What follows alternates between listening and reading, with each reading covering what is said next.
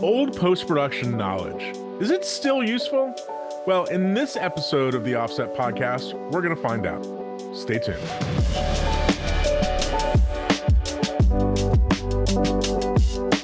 This podcast is sponsored by Flanders Scientific, leaders in color-accurate display solutions for professional video. Whether you're a colorist, an editor, a DIT, or a broadcast engineer, Flanders Scientific has a professional display solution to meet your needs. Learn more at flandersscientific.com. All right, guys, welcome back to another installment of the Offset Podcast. I am Robbie Carmen. And I'm Joey Deanna. And Joey, today I want to talk about probably not your favorite subject, but one of literally my favorite subject. I'm going to put it in like the top 5, maybe top 3 subjects of your life. And for those who are not familiar with, Joey, we have not determined yet if he was actually conceived or born in a post-production facility, but it's pretty close of when he started working in a post facility. His dad was a broadcast engineer. It's running his family. All his friends growing up were somehow involved in post-production, or their families were. So Joey has a long, rich history of post-production vocabulary, terms, workflows, and the more obscure the piece of hardware, the connector type, the workflow, the more jazz he gets about it. But I'm just teasing, sort of. But actually, in thinking about this, Joey, this topic for today, the motivation for talking about old post-production knowledge, right, has to do with the fact that I have found myself interacting with a lot of people in the past few years, I don't know, maybe 4 or 5, even maybe a little longer, who I just feel like the institutional knowledge of what I learned, coming up in the post-production industry, in some shape or fashion, has been lost. I don't know if that's totally true, but like, you say things like blacking a tape, or you say things like, 3G SDI or whatever, and people just kind of look at you with like these blank stares on their face, like, I'm not sure what you're talking about. I had one the other day, which we'll talk about here in a second. I was talking about a back timing an edit with somebody, and they were like, what do you mean back timing an edit? And I just think we've gotten the software is so good, everybody's drag and drop every day these days. Nobody's using old CMX or Sony controllers like you and I were back in the day. So anyway, on this episode, I want to get into a little bit of some of that older terminology, vocab, that kind of thing, and how it's still all of it is still super relevant today, but some of the terms and some of the connection to the terms might be lost. That makes sense? Yeah, absolutely. And I completely agree.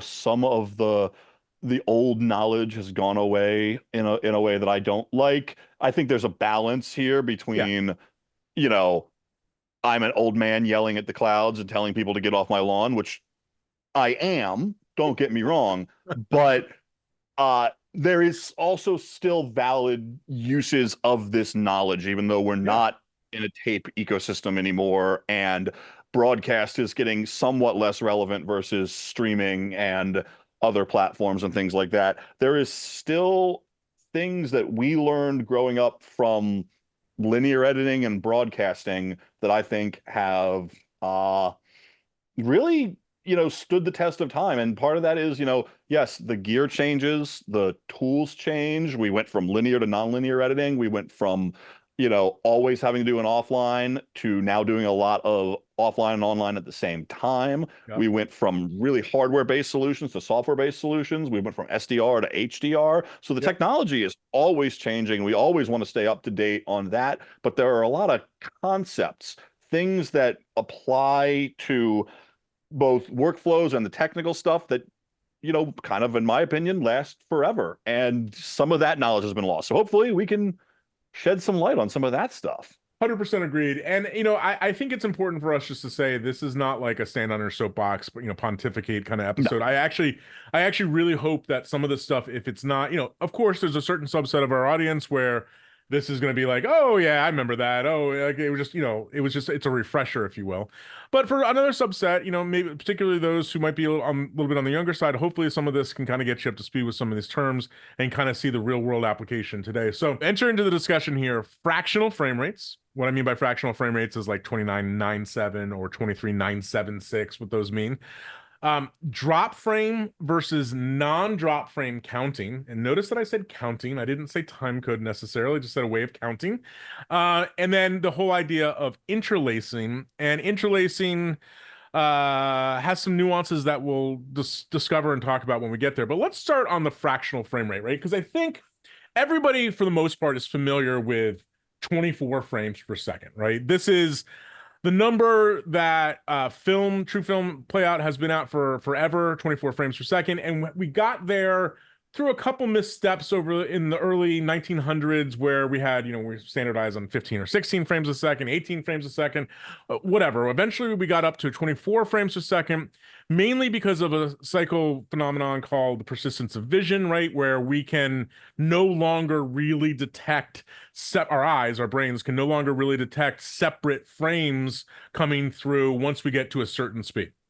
And that's, people think that 24 is like this magical thing where everything looks prettier. That's just because all the pretty things that our generation has looked at have been 24. Right. 24 is the slowest you can do it effectively and trick the brain. Yep. So not going higher was a economic decision in general to save expensive film. Now, television got its frame rate with a completely different methodology. And that is that the United States runs all of their alternating current grid power at 60 cycles per second. Yep. Okay.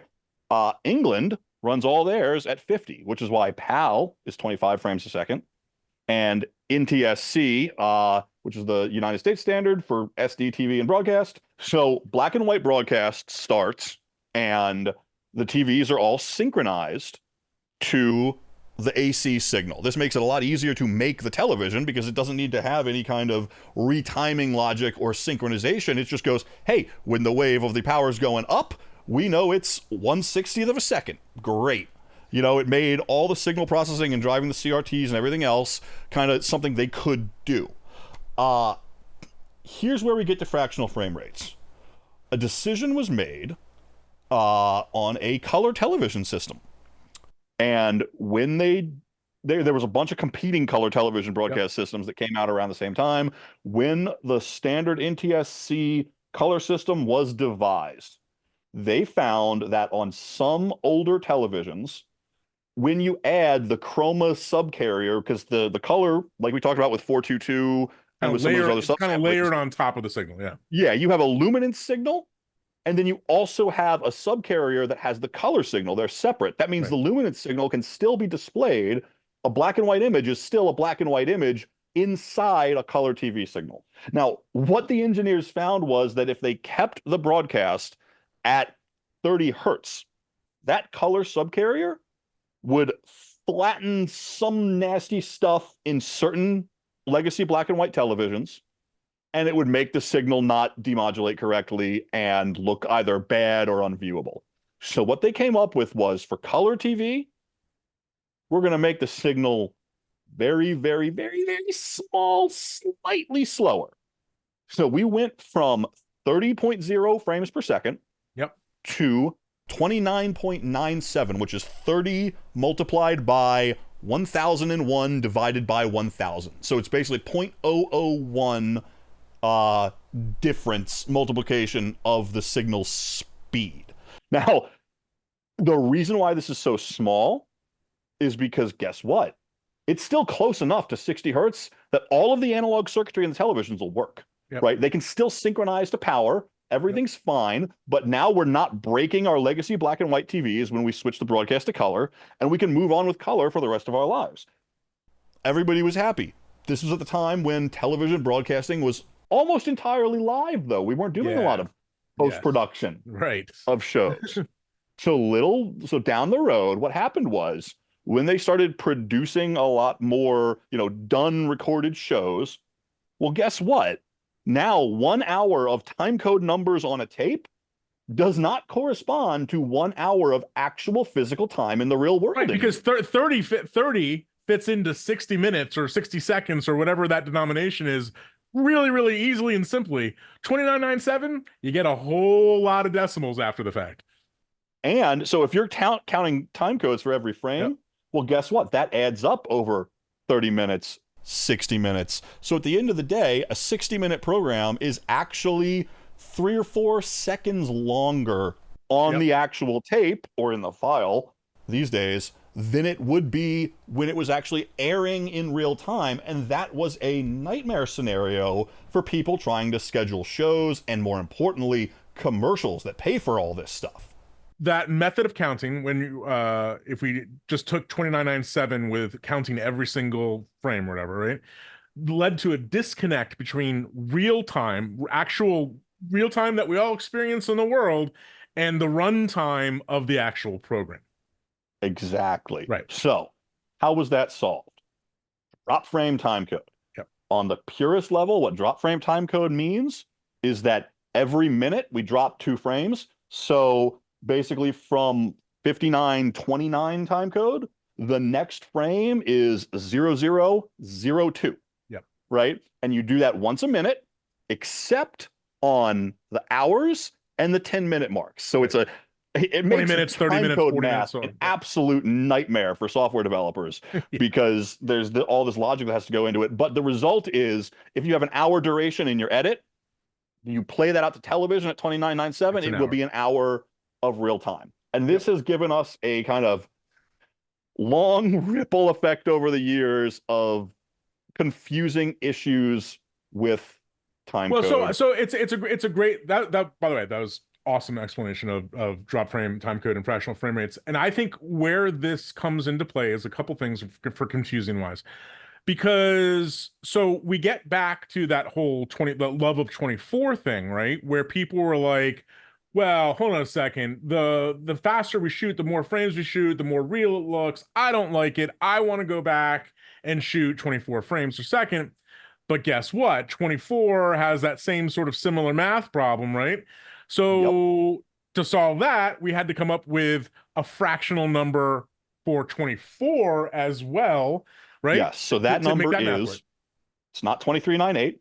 Right. 2398 is rounded, is 23.976. Again, 1001 divided by 1000, 0.001 difference. And the only reason for that, there is no such thing as drop frame 24 timecode or 2398 timecode. And this is a confusion that happens a lot too, because 2398 still has the same problem of an hour of 24 frame a second timecode in 2398 or 23.976 does not equal an hour of real time. Right. But 2398 isn't broadcast anywhere in the world. It's either put on streaming, online, theatrical, although a lot of theatrical now is still true 24 because there's no real reason for them to change, or converted to 2997 or 5994 for broadcast. So, you know, we ran into this actually earlier this week. Robbie opened up a deliverable that was a 2398 master, and he opened it up in QuickTime Player and goes to the little about and has a minor heart attack because the timeline was 50 minutes, 51 seconds. Is that right? No, the clock was supposed to be 5150 and it ended up being 5150.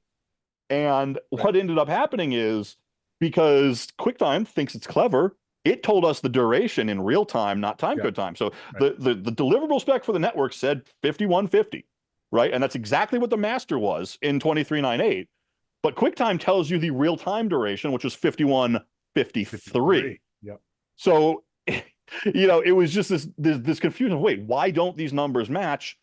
That's why those numbers don't match. Yeah, and I think for people who out there are like, well, I mean, I just deliver to the web. What does this really matter? Well, I think you have to think about 2 or 3 things. Number one, as Joey kind of pointed out with 23.976, one of the underlying things to consider some of this stuff is, where is it going down the line, you know, later on, right? If you know for a fact that it's only going to theatrical or only going to the web, shoot with whole frame rates, call it a day and be done with it, right? Shoot true 24, right? But here's the second part of that, is that you don't know that for sure. Might need to be converted somewhere to go later, and that math can get really complicated really fast with fractional, non-fractional into fractional and back and forth. 2, a lot of the equipment and software and that kind of stuff that's set up these days is expecting fractional frame rates for especially in 24, right? 23976, 2398 is more of a thing than 24 for a lot of equipment, a lot of pieces of software, that kind of stuff. Now, I want to mention one thing, and where I think the biggest confusion around this happens is that people throw these numbers around willy-nilly without specificity. I would say 80% of the time someone is saying 30 frames, probably 95% of the time, someone says 30 frames a second, they mean 2997. Nobody actually means true 30 ever, because nobody ever actually uses it. Well, but if you didn't know about this 100-year buildup of ridiculousness, someone says, hey, we need it 30 frames a second. You're going to open up Premiere, set it to 30 frames a second. And then after you're done editing, they're going to be like, why is this failing QC everywhere? I said to do 30. I meant 2997. And you're like, wait, what? 29? You said 30. It says 30, right? Yeah. So watch out in your day-to-day and look for specificity, because people will transpose 2398, 23976, and 24 to all mean the same thing, and they will transpose 2997 and 30 to mean the same thing. There has been a call from the youngsters on the internet for many years now to eliminate fractional frame rates, and I am the lone voice of reason in the wilderness saying no. We have a 100-year history of fractional frame rates almost. We have all the workflows figured out, and we have gigantic amounts of archive material that's that way. If we tried tomorrow to make fractional frame rates go away, because it would technically be possible in a digital world, it would be a nightmare. Because like Robbie said, so much stuff is built around these defaults that you get into an edge case. 30 frames a second even is a very rare use case that most software manufacturers haven't really tested for. It would be a nightmare. So I think it's just important to understand all this stuff, but I don't think we need to go reinventing the entire world to get rid of it. Well, one thing that you just said also gets us into the last part of this equation, with the interlacing part of the discussion, is that I do believe you're right that people use these terms as kind of a catch-all. The other thing I will say that is pretty interesting about this is that oftentimes when people put those numbers, we'll talk about file names later, but they put those numbers down, oftentimes they're not actually referring to frames per second, right? They could be referring to fields per second, not frames per second. So I'll give you an example. I label all of my interlace files, which we'll talk about next. I label all of them, say 1080i 5994, right? And I've had people say to me, whoa. This is not 59, this is not a 60 frame a second show. This is, 59.94 a second. I'm like, yeah, I know. And they're like, but why did you label it that way? I was like, well, because the I in the file name stands for interlacing, and the 5994 is not frames per second, it's fields per second. You combine 5994 times 2, because you have 2 fields in the file. Guess what you get? You get 2997. So, Joey, what the hell is interlacing? Why do we have it? And why is it the worst thing ever? It's not the worst thing ever. I know. It's a great thing for its design goals. Transmission, right? Exactly. Interlacing is this. Interlacing is taking a single frame of an image and splitting it into every other line. Now, that means you've got line 1, 3, 5, and then line 2, 4, 6. Odd and even fields. Yep. And you broadcast one field first, so half of the vertical image, then the second field first, the second half of the vertical image. So what you've essentially done is in one frame, you've split it into 2 fields. And at the end of the day, for every unit of time, for a discrete unit of time, 1 frame or more, you're not actually, people think that interlacing reduces resolution. It doesn't. It technically doesn't. What it does is it converts basically spatial resolution to temporal resolution and vice versa. So for any given resolution, right, say 1920 by 1080, if you split it in half into 2 interlaced fields at 30 frames a second, you get 5994. See, I just did it. 30 frames a second, 2997. If you split that up, so now you have a 5994i, so you've got 5994 fields per second. Yeah. That's easier to transmit because you're transmitting in smaller chunks. But for each chunk, you have sacrificed 50% vertical spatial resolution, so a little bit less detail, and you have increased your temporal resolution, so you actually get a higher motion frame rate. Now, in the old days, you had what I refer to as like true interlaced, Right. where you had either analog or digital cameras recording in interlaced as well. So it would record a field, then it would record the second field. And when you looked at those fields separately, they would not assemble together to make one frame. They would assemble together to make one frame of time, but they would actually move intra field. And for some people, this looks great. It looks like 60 frames a second because time unit wise, it is, right? Yeah. You get smoother motion with 5994i, and that's why it was, worked really well for broadcasters at the time. But what people found is they wanted kind of that 2398 more steppy look.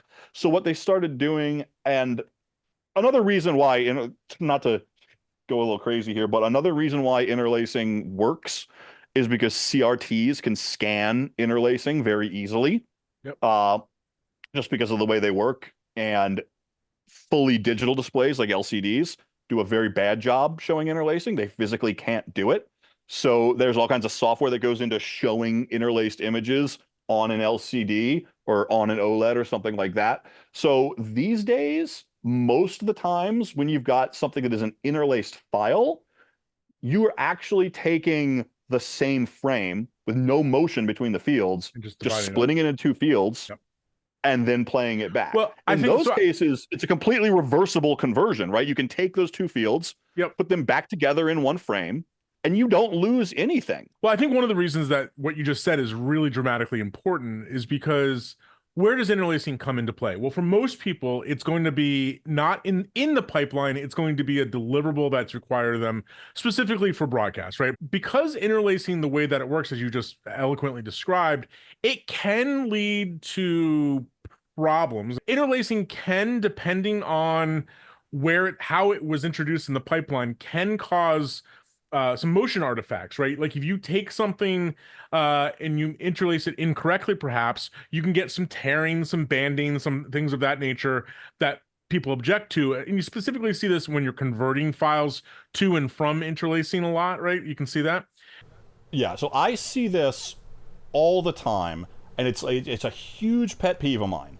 And I think this is like probably the best example of the old knowledge being very valid today.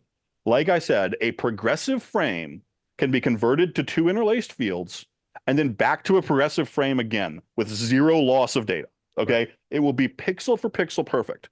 But anything that has motion between the fields right, can never be converted to a single progressive frame because you're trying to convert two discrete captures in time to one discrete capture in time. And where this is relevant today more than anything is when you look at things that are shown online, when you look at documentaries on streaming, you look at anything with archived footage from television, you will see these horizontal jittery lines. Right. And the kids these days think that's just how TV used to look. That's what interlacing is. No, what you're looking at is you're looking at two fields, two discrete moments in time overlaid on top of each other because nobody thought when we were converting this broadcasted archive material for our new 2398 or even 2997 progressive documentary that's going to master progressive, nobody was thinking about how we convert that interlaced material. And you see it all the time, and it looks horrible every time, and it absolutely drives me nuts because if you're talking about archive footage, that footage was never presented that way originally. And there's a couple ways you can kind of get around that. You can either take both fields and resample them only vertically, which is kind of my preferred way to do it. In fact, I've written a DCTL that does that, actually a Fusion macro that does that very well. But you could also just take one field and double it. You lose some resolution that way, but you don't get the tearing. Either way, if you start seeing that tearing in an image, that's because you've converted from interlace to progressive somewhere along the pipeline incorrectly. Sometimes it happens before it ever got to you, and there's nothing you can do about it except try to fix it. But no amount of sharpening or noise reduction or traditional tools is gonna eliminate that unless you really start to think about how the interlacing worked and what's actually going on there. Yeah, so that was my third thing that you kind of just alluded to, is that paying attention to that conversion is important, and you actually do have a little bit of a choice on how that conversion is done, right?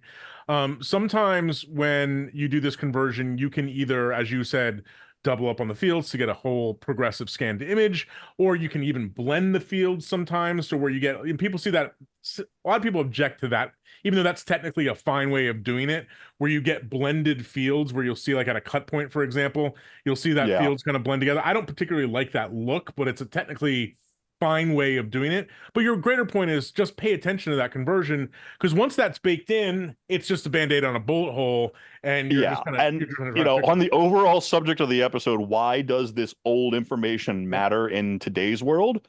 That's, I think, the best example is that people will look at those jaggy images and Yep, think that's just how old TV I looked. wasn't. So it's okay to put in my documentary as is. No, that's not how old TV looked. We were Yeah. not looking at CRT TVs with interlaced broadcasting that had jaggies. It actually looked really good when displayed properly. So be conscious of that. Documentary editors and online editors and colorists, watch for those jaggies and fix them when you see them, because it's just not right. And I think a lot of people don't realize that. Yeah, and in general, I think, for again, applicable for today, is stay progressive as long as you can in the pipeline. Think Yeah. if you have a deliverable that requires interlacing, don't do that at the start. Don't shoot that way. Don't embed interlacing in the pipeline. Make it part of your deliverable. Progressive, going from a progressive to an interlaced image, as you detailed, is super easy to do. Just divide it in half with the two different fields, and there you go. All right, moving on, Joey. Couple of things I want to talk about. This idea of transparency. Transparency is pretty easy these days. When we talk to people about transparency, you're going to kind of have two flavors of it coming out of most systems, depending on the file format, of course, because not every file format can support transparency. And just to be clear, that's the RGB information plus a separate channel, which is the transparency, or also known as an alpha channel. And that's going to come in two flavors. It doesn't really matter which one you use, just as long as you know which one it is and the rest of the pipeline is set up to use that. So we have straight alpha channels and we have pre-multiplied alpha channels. What's the difference between those two, Joe? So basically, the way kind of transparency has always worked, let's go back in time again. Yeah. Like you said, there's your fill, which is the actual video. Then there's a mat or an alpha channel that cuts that video and tells whatever your system you're on what to make transparent, what not to make transparent. That's a black and white or monochrome image, Yep. right? So let's say you had a letter. That letter would be drawn out, and then the edges would actually be scaled outwards a little bit so you didn't have a bad edge. And then the transparency signal would cut that letter out. That's what's called a straight alpha, where the edges bleed over and it's going to look really weird in your viewer until you put it on top of other footage. Right. So in the digital world, that's kind of how everything was transparency wise in the analog world forever.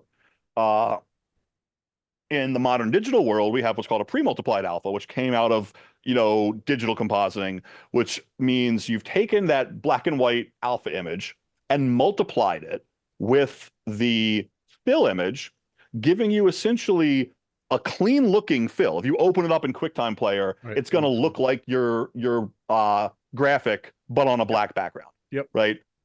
But it will also key cleanly over top of your footage, but only if the software knows that it's a pre-multiplied alpha, because mathematically it has to handle it a little bit different. And how this will come into use practically is, let's say you bring in a graphic and you put it over some footage and you see like almost a little blackish edge around the edges, or you see where it should be a smooth fade off, it might go to gray. You see weirdness around the edges. You're like, well, this is keying fine. Why do the edges look weird? Maybe it's a problem with the graphic. No, that's because it's trying to treat a pre-multiplied alpha as if it was a straight alpha. Right. So you would just need to change that file in your settings to be pre-multiplied. And that's one of those things where communication, and specificity Yeah. is so important because we've had shows just recently where they had an entire team of designers outputting graphics for us, And everybody was and doing it we would different. get them sometimes pre-multiplied, sometimes straight. Yeah, And it yeah. was kind of a guessing game each one. So we had to go in and check every graphic. This is something that should be standardized, and you should know what to look for when you're putting shows together that have keyable graphics. Well, now you mentioned something that I think is worth mentioning too, is that you mentioned the words key and fill. And I remember being a lowly assistant back in the day, having to do graphics reels for, you know, a deliverable for a network. And in those graphics reels, what we had to do was we had to put the fill and the key signal, the mat, next to each other, break them up with a slate or whatever, or with black on a tape and just string that out. So for every graphic, you had the fill component, which was the RGB information, and then you had the matte component, which was that monochrome, that black and white image. And it's really interesting because there are certain compositing workflows, even to this day, that people do inside of Resolve, for example, whatever. Like maybe you have a rotoscope artist cut a matte for you in their tools where they can be very precise about, you know, positioning, sky replacement, whatever it may be.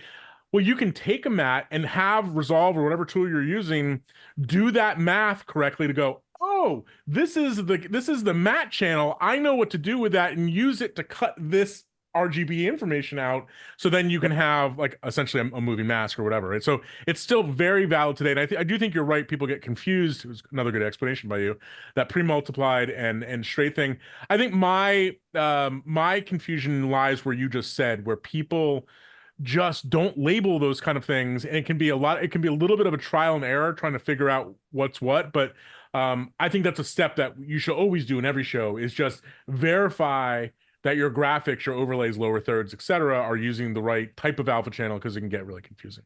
Yeah, and I want to go from ancient times all the way to the most modern times, which is how do you use these alpha channels, whether they be matte and fills or whether they be pre-multiplied, not pre-multiplied, whatever.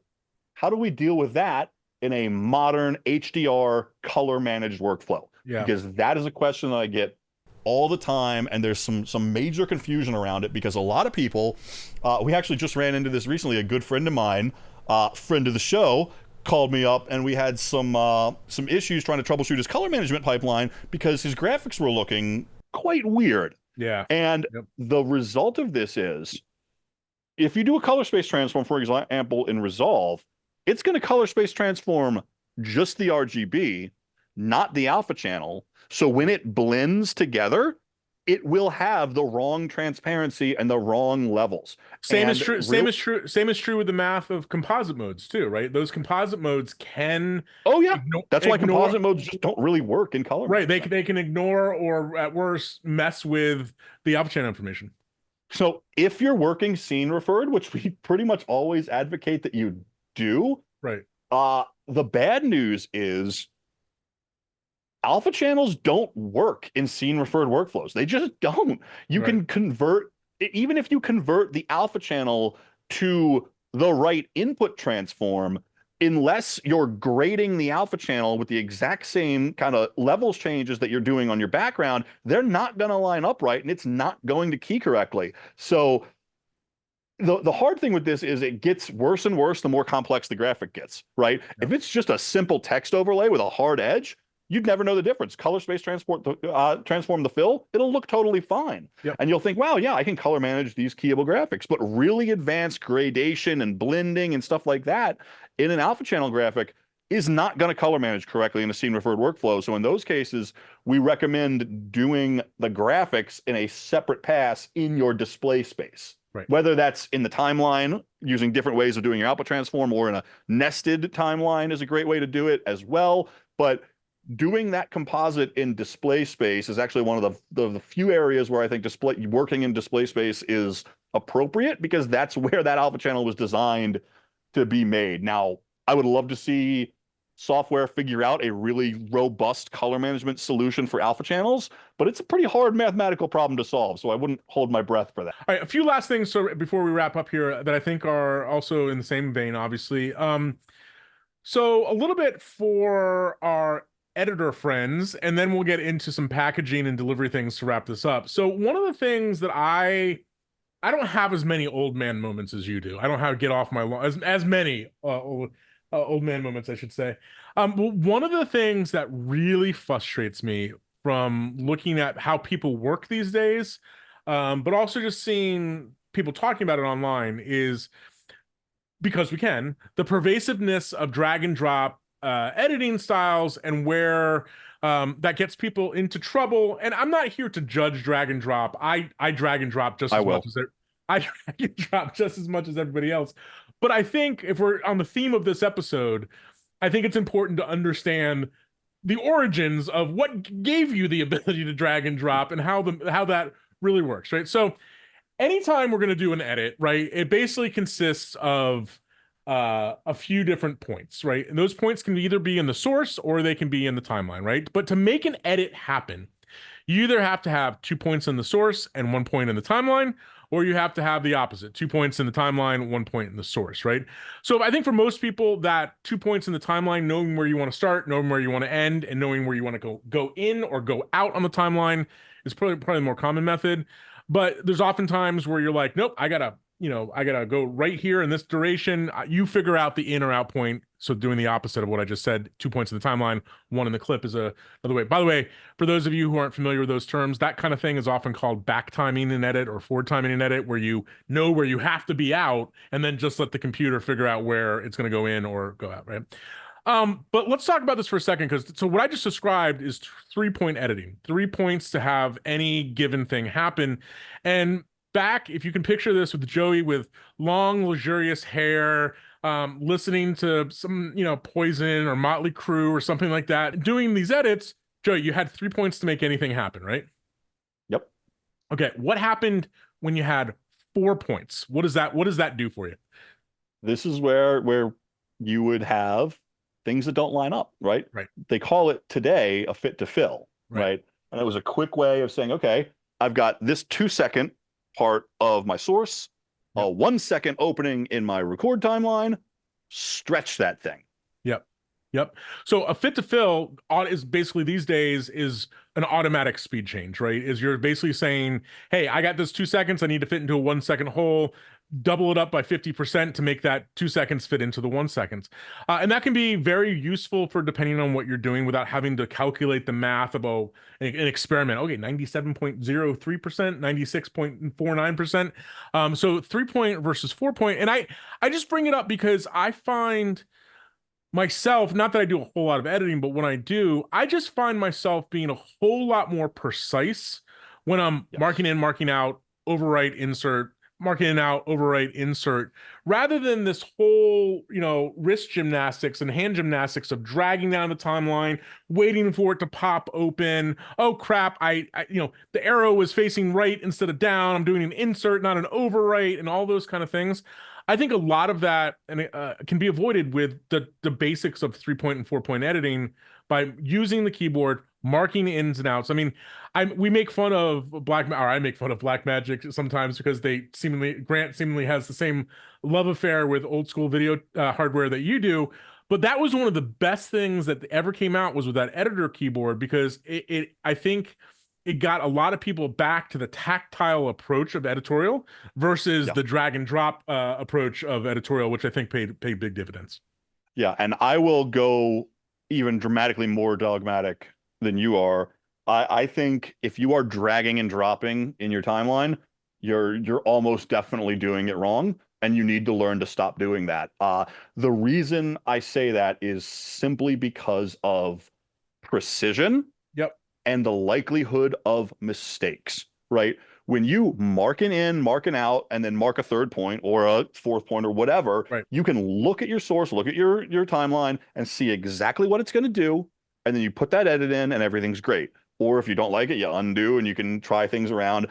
The reason I do this is because if you get into this easy peasy, I'm going to drag and drop and wave things all around with the mouse kind of way of working, yes, it can feel more interactive, but you're going to mess up. You are, especially if you have an hour-long timeline with a bunch of different things, you're going to drag too long of a clip over top of a shot and not notice it, and then come back and that shot will be missing, and you're going to have to go back and do detective work, or you're going to be off by 1 frame, or it's going to snap to something you didn't like. That's what I want to talk about, is the precision of the timing and playhead positioning, whether it's inclusive or exclusive, is something that in drag and drop editing you probably never pay attention to, but Yeah. creates problems. And what I mean by that is your playhead position on the timeline, is the duration that is calculated inclusive of the frame that that playhead is looking at, or is it not inclusive? But knowing that can, and what the how that works, people never consider in drag and drop because they're just like, oh, I got 5 seconds. I'm just gonna. And the result is we get acts that are 1 or 2 frames long all the time, right? We Yeah. get commercial breaks that are, they're supposed to be 5 second commercial breaks and they're 501 or they're 427 or something like that. Because I think people are just doing this drag and drop and not being precise with that math. See, and I think you're giving the younger generation a little too much credit here because there is a clear right and wrong here. In points are inclusive, out points are exclusive. That is how it's always been, how it's always will be. This means if you say mark an in at 1 hour and then mark an out at 1 hour and 10 seconds, that is 10 seconds of time, and you are not including the frame that lands at 10 seconds in your timeline if you were to put the playhead there. And if you zoom all the way in Resolve and mark it in and out, you can see visually how that works. I think a lot of people don't think about that, like you said. No, I think it's a great point, and that precision is really where we get there. Speaking of precision, the last thing I want to talk about is this idea of file naming. I'm a little more precise, I think, about this than you are, just because I've more been, than a little.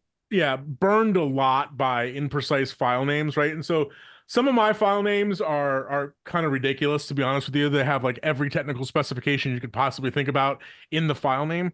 But what I'm really talking about here is, again, going back to that same thing we were talking about with transparency and stuff, is descriptive, well understood file names, right? Calling a file like, name of the timeline underscore graded doesn't do a whole lot for me because I can't just look at that file and go, oh, well, that's the HD one versus the UHD one, Yeah. or that's the 2997 version versus the 2398 or whatever, right? I feel like attacked. Yeah, I know you're probably, yeah, I'm attacking you a little bit, but it's all right. The other part about this is that I do not want to have to open up a file and do a discovery on some of these basics. I want to just be able to glance at it. And the same thing is true, by the way, with people naming files like stupid, like final. I mean, there's a meme there. Never name anything final. Million memes about that or whatever. Here are the things that I think all file names should have. I think that all the file names should have the name of the project, right? Potentially the name of the client, but at least the name of the timeline or project or whatever. I think they all should have the resolution size and or frame rate in the file name. So, UHD at 2398 or whatever. I think they should have the codec name. I think they should have whether they're textless, and I think they should have the date. You can add more or less upon that, right? If you want to do version 2, version 3, if you want to put in some other information about, oh, this is Rec 709 or whatever. But knowing the resolution, the frame rate, and the codec something is, just lets me be able to glance at something really quick and go, oh yeah, that's the version, without having to open it up in QuickTime or some other player or import it into Resolve. I can just quickly know what it is. Yeah, and yeah, Robbie's completely right here. I am like kind of anarchist with file names in a very bad way for one particular reason, and I'm going to fix this, mark my words. But I have a firm belief that your timeline name in your LE or your finishing system should match the file output. That way, if a client says, hey, it's this file, I can cross-reference exactly what sequence it was in Resolve. I'm very bad about naming things in Resolve. And then when I go to render, I just say use timeline name. I never use the custom name in Resolve because I want it to match the timeline. And that comes out of kind of my origin story of working in promos, because it would just be the name of the promo and like version 11, version 12, version 13, right? So when the client says, hey, I want that shot from version 11, I've got the timeline for version 11. And to be clear, Joey, in those workflows where specificity doesn't really gain you much because it's internal or everybody is clued in to a standard set of naming, I'm fine with that. Like, that doesn't bother me. What I'm talking about is more of like, if I'm handing this file over to a distributor, another artist, or something like that, I want it to be or I'm getting files from somebody, I want it to be very clear what it is. And like, you were talking about the Alpha Channel thing earlier. It would be great if a motion graphic designer could just put in the file name straight alpha. Like that would be, or pre-multiplied. That would solve a crap load of problems, you know? Yeah. And like I said, I know I'm bad about this. This is something I want to try to fix in my workflow and in my head.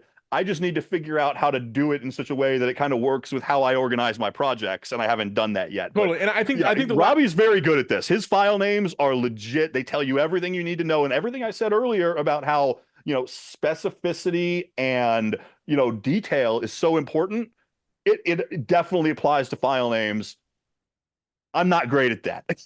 actually we skipped one last step before the file name thing, because that's final output. And by the way, I don't care what the file name is. Some of that specificity, if you're working with a group, just like anything else, like same thing with like keywords, right? Just like get together as a team, figure out how you want to name things, and just standardize that and stick to it. It's really all that matters. One last thing that we, before the output thing, that we didn't mention, that I think is a little legacy but still is important, and that is the leader information, bars and tone, countdowns, slates, that kind of stuff. Right now, different distributors are going to kind of ask for different things, and to a large degree, some of this doesn't serve the same purpose that it used to serve, right? So for example, putting down bars and tone on a tape used to be a calibration step for whoever was getting that tape, right? To make sure that their monitor aligned phase and, all color wise to the signal. Same thing with the tone. Okay, yeah, we have that tone, 1K tone at, minus 20 dBFS. We can, turn our speakers to match that. That doesn't really, nobody's really doing that anymore. It's more of just a legacy thing to keep bars and tone on there. I don't really care so much if a file doesn't have bars and tone, but especially on short form where there's a lot of like cut down. Okay, there's a 60, there's a 15, there's a 10, there's a 6. It's, tomorrow night, Tuesday night, Thursday night, whatever. Slates will never go away for me. Like slates are something that I think, especially, that's where you can share different additional information about the file, audio configuration, alpha channel configuration, or whatever. But it's also where you can really clearly go, hey, from here to here, this is what this is. From here to here, this is what this is. And especially if you're doing multi-deliverable parts, as I said, the spots, slate information, I think is still vital. Yeah, I the only thing I'll say about that is obviously do whatever the distributor or deliverable requirements ask you to do. Yeah. But if they ask you to do a slate, make darn sure everything on that slate is correct and specific, because you get into really confusing things sometimes, especially, a lot of people, like we said early on, they will transpose 30 and 2997 as the same thing.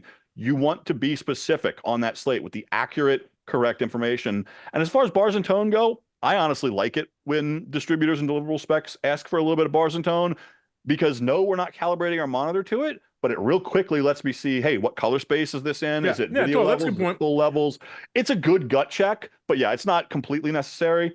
But yes, when those things are in place, don't let it be an afterthought. Make sure it is right. Yeah, and related to that is that the time code part of that's important too. I think this is probably pretty well known, but we should just state it. Almost every deliverable here in the US is going to, like, the actual first frame of picture in sound is going to be right at 1 hour. In the PAL world, that's usually at 10 hours, right? And then whatever time code running from there. The stuff we're talking about, bars and tone, slate, countdown, etc., that's all pre that hour. So if you're at hour 1 for your first frame of picture, all that stuff is occurring in the 58, 59 range. You might start at 58:30 and have a minute of bars and tone, whatever. This is when we were young. This is what we got paid to do at night in the machine room, is go black and stripe tapes with time code starting at 58:30 or whatever, 58 minutes, and have a control track down the whole tape, right? But that's the same things still apply. So when you're setting up your timeline, just adjust your starting time code, 58:30 or 59:30 or whatever it is, and then line up things in sequence to that time. Yeah, and it's a question we get all the time from younger or newer editors is, why does this timeline default at 1 hour? Why shouldn't it just be 0? 0, 0. Because that's how because when you need to put a slate or a leader or bars and tone or anything on something, you still want your show to start at 1 hour even. So then we go before 1 hour. There's no before 0. But it's also an easy location thing, right? If you're talking about a long form, like a film or like a long show, you can say, oh, that mistake is in hour 2, right? Yeah. O2, and be able to go, they don't mean the first hour of the film, they mean the second hour of the film. And that was germane for tape reasons. Oftentimes real long play tapes, like the 120-minute tapes, could be hard to find. So you might actually separate a tape over a couple 40-minute or 50-minute tapes, depending on the frame rate, and do it that way as well. All right, Joey, good stuff. Hopefully we haven't bored you to death with some of these get off my long old man terms, but I think you can see how, some of this information, yes, some of it is Jeopardy knowledge you can, impress your friends with, but a lot of it is still really germane to the way that we work these days. So keep it in mind. If you have any questions, feel free to let us know in comments wherever you're watching this or listening to this. And to that end, of course, the Offset Podcast can be found on every major podcasting platform. Please tell your friends and colleagues. We're also on YouTube. If you find us, please like and subscribe wherever you find the show. You can always follow us on the social media as well. We're on Facebook and Instagram. Always feel free to follow us and ask us questions there. And you can always go over to theoffsetpodcast.com and submit a question if you'd like for a future episode. So Joey, good stuff. I had fun reminiscing about some of this stuff. It's a good reminder on some of it as well. And I always appreciate your very knowledgeable explanation. So for the Offset Podcast, I'm Robbie Kerman. And I'm Joey Diana. Thanks for listening.